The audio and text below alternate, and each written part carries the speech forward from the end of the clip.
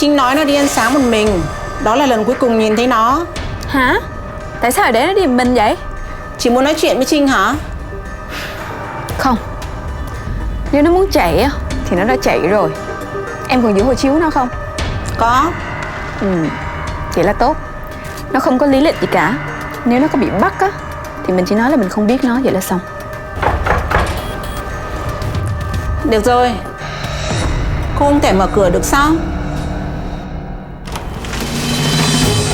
Ma'am, I'm Senior Investigation Officer Kelvin Tan from the CID.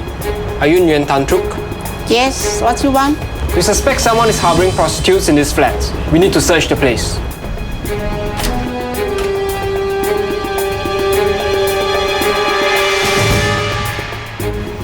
What's that in your pocket?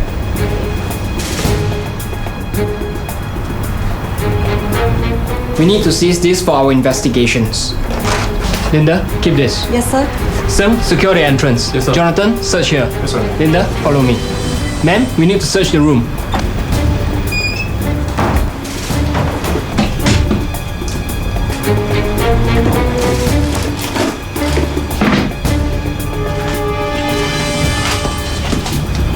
Whose phone is this?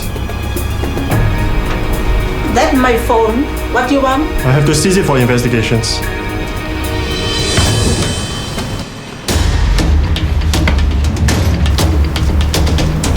Whose passport is this? This is Linh. Why is it with you? Are you the boss? No. Then who is the boss? My boss is Liu. Does she stay here? No. Where does she stay? She stay in Serangoon Road.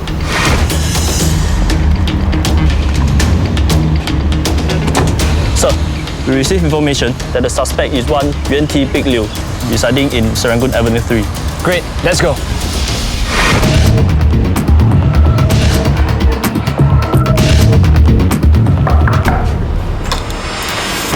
Ma'am, I'm Senior Investigation Officer Kelvin Tan from the CID. Are you Nguyen T. Big Liu? Yes. Can we come in? Yes. Nguyen T. Big Liu, we are placing you under arrest for an offence under the Women's Charter.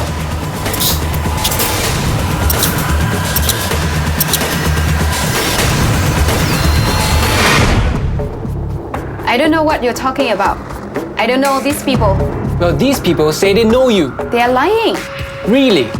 What about all the phone calls you've been making on your phone to Trin?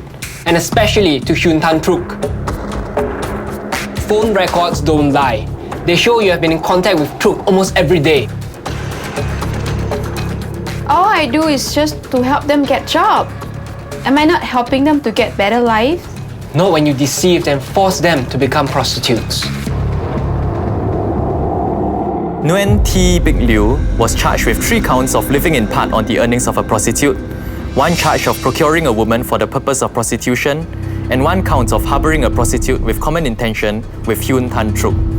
She was sentenced to 1 year imprisonment. Hyun Tan Truk was charged with 1 count of harboring a prostitute with common intention with Nguyen T. Big Liu, and 1 count of harboring an immigration offender. She was sentenced to a fine of $3,000. For offences committed under the Women's Charter, both Nguyen T. Big Liu and Hyun Tan Truk could have been imprisoned not exceeding 5 years and also be liable to a fine not exceeding $10,000. Leong T. Mai Lin, whose actual name is concealed to protect her identity, was a victim of human trafficking. Lin was subsequently placed in a crisis shelter where she was given counselling and medical attention. She has since returned to her family in Vietnam. Senior Investigation Officer Kelvin Tan and his team of officers from the Specialized Crime Branch of the CID cracked the case within 24 hours of Lin's police report. Trafficking in persons is a heinous crime. The Singapore government has formed the Interagency Task Force on Trafficking in Persons in 2010, co-chaired by the Ministry of Home Affairs and the Ministry of Manpower to tackle human trafficking, which can include sex and labour trafficking. The task force is made up of a number of government agencies, which includes representatives from the Singapore Police Force, Immigration and Checkpoints Authority, Ministry of Social and Family Development, and other ministries. Other than detecting and prosecuting such crimes, the agencies also work towards providing assistance and support to the trafficked victims. In simple terms, sex trafficking means the use of force, coercion, or deception to get a person into prostitution. In the case of minors below the age of 18 who are involved in prostitution, we treat these cases as sex trafficking even if it's not obvious that force, coercion or deception was used. This is in line with the United Nations Trafficking-in-Persons protocol and offers an additional layer of protection for the minors in our society. My branch, the Specialized Crime Branch of the Criminal Investigation Department, deals with prostitution syndicates, including sex trafficking syndicates. In the course of our work, we conduct many operations each year, and each operation is an opportunity to detect sex trafficking victims. These victims, for many reasons, may not be willing or able to step forward to seek help themselves. In fact, nearly 2/3 of cases last year were detected through such operations. We have taken an important step this year in setting up a dedicated team that focuses solely on sex trafficking. This will allow us to conduct specialist investigations into sex trafficking and proactive operations to uncover such activities in Singapore. Beyond the Specialized Crime Branch, our ambition is to make every police touchpoint a point of detection for sex trafficking. One example is the trafficking card that we introduced in 2011. This is a convenient name card sized document that contains a summary of what is sex trafficking. It also offers officers with a list of indicators that, taken together, may suggest that a person is a victim of trafficking. For example, whether the person's freedom of movement is restricted, whether the person's passport has been taken against her will, whether the person or her family has received threats of any kind. When acting on information on sex trafficking, our immediate priority is to rescue the victims. Then we work closely with a few partner shelters to offer the victim with a place of safety to stay and to receive social support services. In supporting victims of crimes related to trafficking in persons, the Ministry of Social and Family Development works closely with a voluntary welfare organisation to provide shelter, food and assistance to victims. The shelter, which is funded by the government, provides a safe environment for victims' recovery and rehabilitation. Besides food and accommodation, victims can also receive additional services such as counselling, medical attention and translation services where necessary. As the victims may be from different countries, language and cultural differences can lead to conflicts during their stay at the shelter.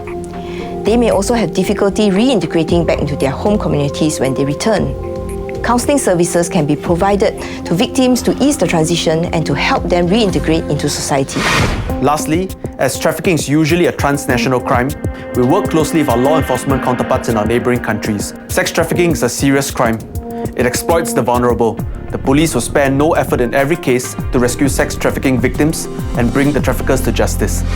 If you suspect that any person is deceived or forced into prostitution, or any minor is involved in prostitution, please inform the police through the CID hotline at 6435 0000 or write to the following email. We've come to the end of this episode of Crimewatch. If you have any feedback, do feel free to drop us an email. This is DSP Teo Ziming signing off.